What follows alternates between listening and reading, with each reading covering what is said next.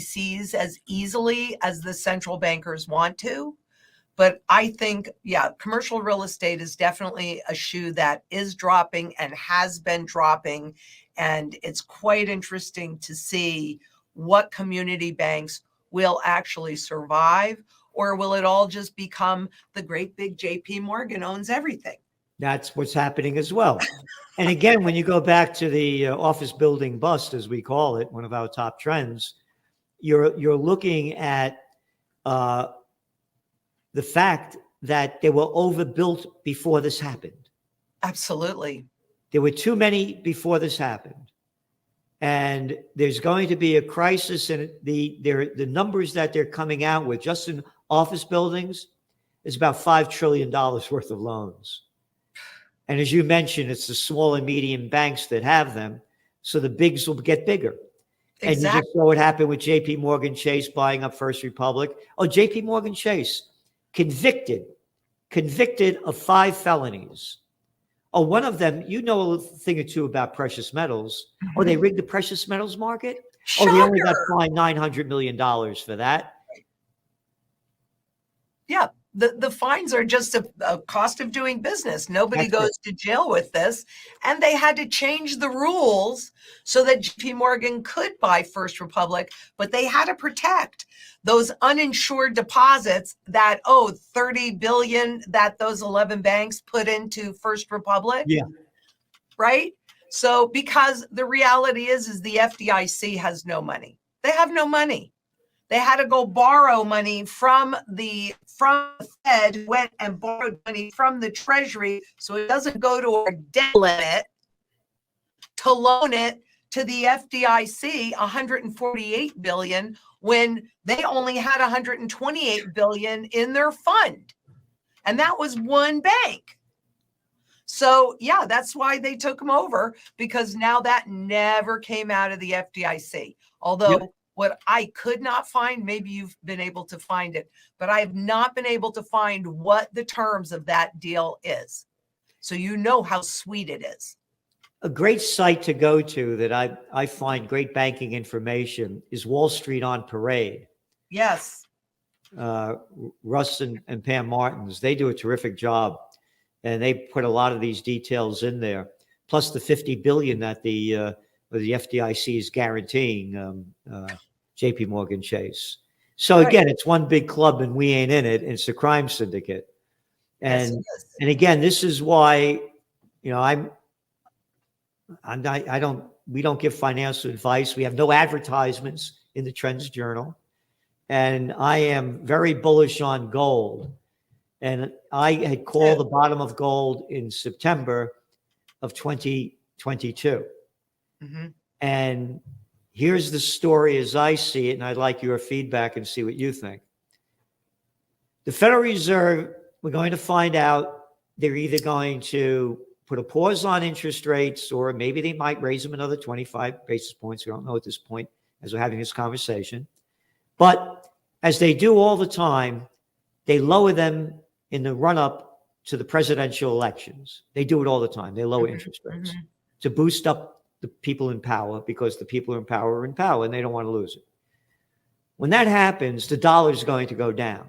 The dollar's already lost 8% since it hit the high back in September of 2022. This is the death of the dollar. Oh, yes. The world has had enough of the United States geopolitical and socioeconomic hegemony. And they're all talking about abandoning the dollar. The dollar is strong because interest rates are so high. When they start lowering interest rates, the dollar is going to go down. And I believe gold prices and silver prices are going to spike.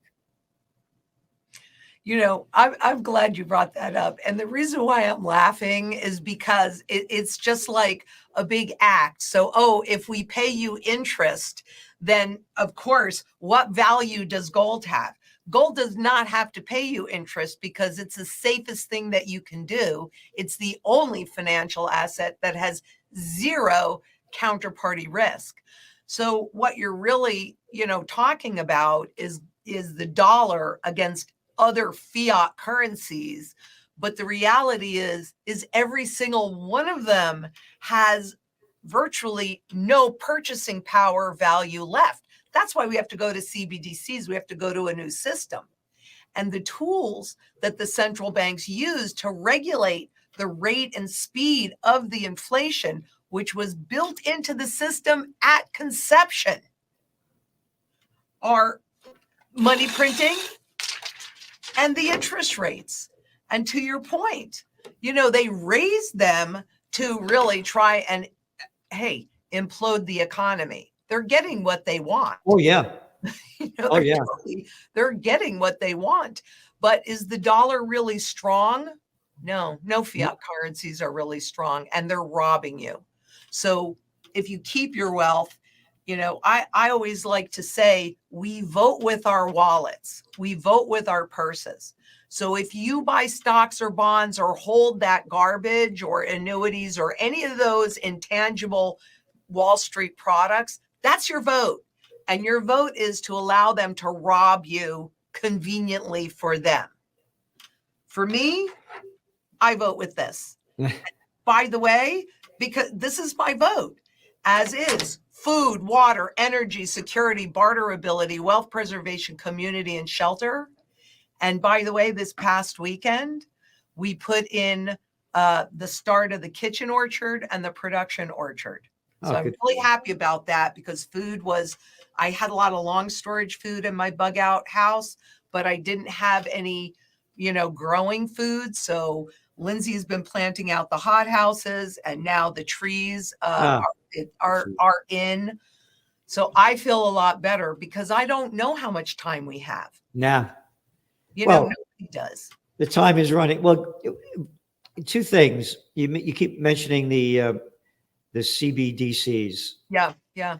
And the reality is, we just heard from the head of the International Monetary Fund, that CBDCs are going to be here.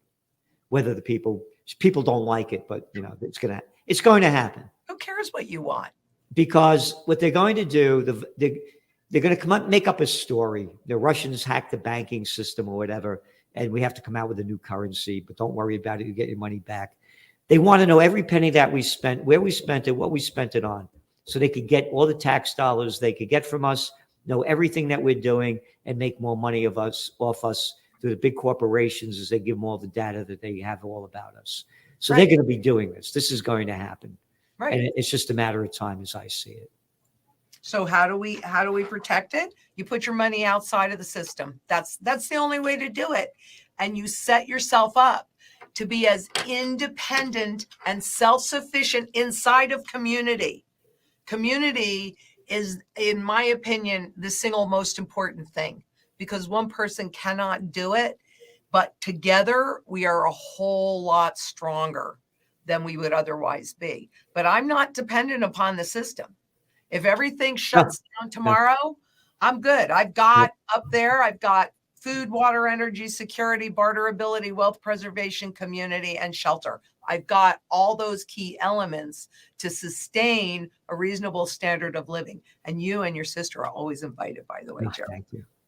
You could do all you want, and it's great what you're doing, but there's another little thing going on right now. It was just reported